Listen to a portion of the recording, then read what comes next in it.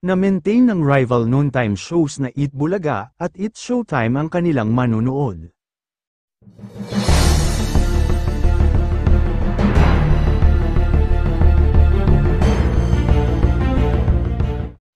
Halos ganun pa rin kasi ang ratings nila, walang nadagdag, walang nang iwan, patuloy silang tinututukan ng kani-kanilang loyal viewers.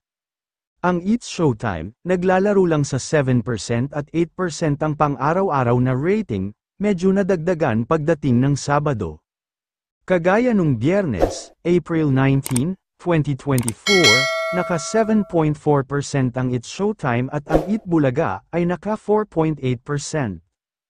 Noong Sabado, April 20, ay 8.2% ang naitalang rating ng It's Showtime, at ang Eat Bulaga ay 4.7%. Sabi ng ilang taga TV5, hindi nababahala rito ang mga taga Eat Bulaga, dahil aware sila kung hanggang saan lang ang reach ng TV5 at hindi pa naman maaasahan ang televiewers sa RPTV. Hindi kagaya sa It's Showtime na mataas na talaga ang televiewers sa GMA7 pa lang, at dagdagan pa ito ng sa GTV, A2Z, at meron pa sa Kapamilya Channel. Kaya hindi raw nababahala rito ang mga taga Eat Bulaga. Wala raw silang nararamdamang pressure, dahil panay pa nga ang taping nila ng ilang episodes. Nagre-react lang daw sila kapag may nagkakalat ng mga fake news tungkol sa kanilang programa. Ito ang dahilan kaya nag-imbita na sila ng ilang entertainment media sa birthday episode ni Vic Soto nung nakaraang Sabado.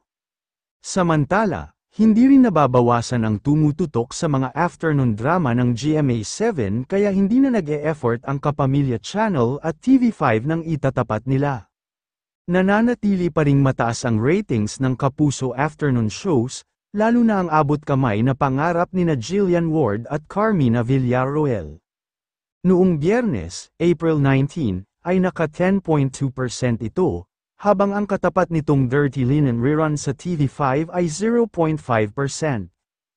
Ang Lilet Matias, Attorney at Law ay 9.1%, at ang Mars Rabelos Darna rerun ay 0.5% din. Sumunod ang Makiling na 7.7%, ang Fast Talk with Boy Abunda naman ay 4.7%, at ang Yumi's Sales ay 2.4%. Sumunod ang Family Feud na 7.4%, pagdating sa primetime, nananatili pa ring mataas ang 24 oras. Pero tingnan natin kung maaapektuhan ito kapag nagsimula ng mapanood sa All TV ang Kapamilya News program na TV Patrol.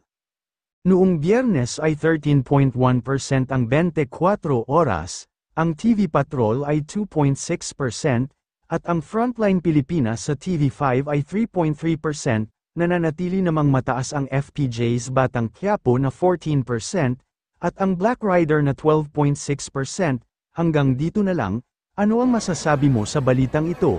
Paki-comment sa ibaba, huwag din kakalimutan mag-subscribe at i-click ang notification bell para lagi kang updated pag may bago tayong upload. Salamat! Actually, bossing ko. May kaaway sa kalaban eh. Pero may kaaway ka pa ba, boss? Friendly competition. So it's been the case no?